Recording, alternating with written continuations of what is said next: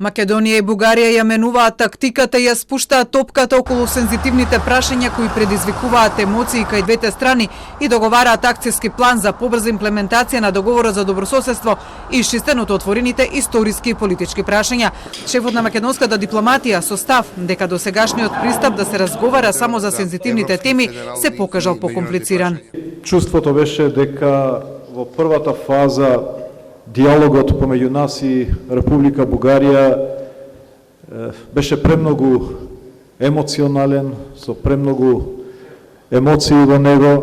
Сметавме дека треба да го менуваме пристапот во однос на овој диалог, да воспоставиме повеќе рационален пристап во овие разговори. Акцијскиот план меѓу Скопје и Софија, на кој од ноември се кршеа многу копија со оглед дека Бугарија бараше во него да влезат идентитетските прашања, а Македонија го одбиваше тоа, сега го чека датумот кога ќе се најде намаса на меѓувладината конференција на двете земји, а која треба да ја договорат Османи и неговата бугарска колешка Захариева.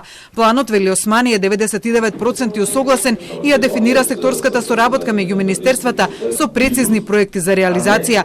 Но тоа што политичките прашања не се содржани во планот, не значи дека политичкиот диалог меѓу Македонија и Бугарија е замрзнат. Се додека постојат тие разлики, ние треба да разговараме, да продолжиме и никако не смееме да дозволиме ова да прерасне во еден замрзнат конфликт во кој, како што имавме во претходни ситуации, кои што само ќе ја влошат довербата и ќе ги влошат изгледите за изнаоѓање на решение. Мојот пристап е да се комуницира, но сепак сега да ставиме акцент таму каде што имаме најмалку разлика. Прво затоа што тие не смеат да бидат жртва на овие разлики. Македонската страна се надева дека придвижувањето на работите со Бугарија ќе го откочат европското пристапување на земјава, зашто утре во Османи разговарали со својот португалски колега, актуелниот претседавач со Европската унија.